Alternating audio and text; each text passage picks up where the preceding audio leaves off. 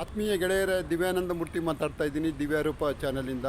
ನಾನೀಗ ವಿಧಾನಸೌಧದ ಮತ್ತು ವಿಕಾಸಸೌಧದ ಮಧ್ಯೆ ಇರುವ ನನ್ನ ಮಳಿಗೆ ಸಂಖ್ಯೆ 149ರ ಮುಂದಿನ ಜಾಗದಿಂದ ಮಾತಾಡ್ತಾ ಇದ್ದೀನಿ. 3 ದಿನಗಳ ಕಾಲ ಸಾರ್ವಜನಿಕರೆಲ್ಲರಿಗೂ ಈ ಪುಸ್ತಕ ಮೇಳಕ್ಕೆ ಅವಕಾಶ ಇದೆ. ವಿಧಾನಸೌಧದಲ್ಲಿ ಆಯೋಜನೆಗೊಂಡಿರುವ ಪುಸ್ತಕ ಮೇಳ ಅತ್ಯಂತ ಸ್ವಾಗತಾರ್ಹವಾದಂಥ ವಿಚಾರ.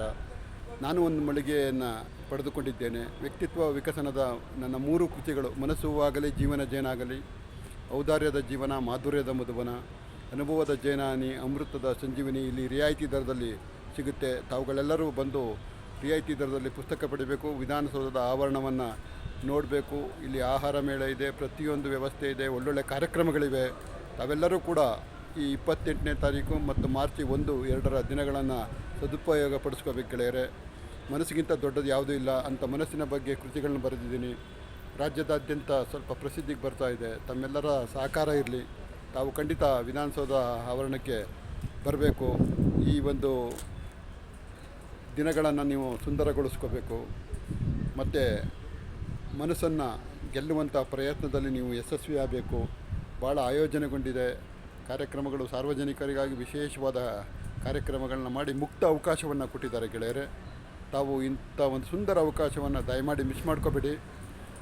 ಭೇಟಿ ಕೊಡಿ ವಿಧಾನಸೌಧದ ಪುಸ್ತಕ ಮೇಳಕ್ಕೆ.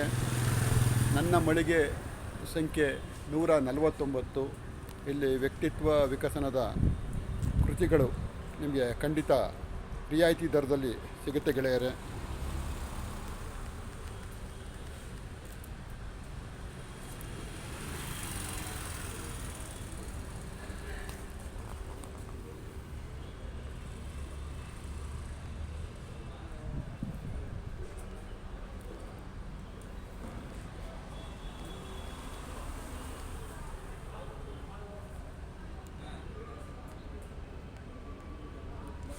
ತಾವು ಖಂಡಿತ ಬರ್ತೀರಿ ಅಂತ ನಾನು ಭಾವಿಸಿದ್ದೀನಿ.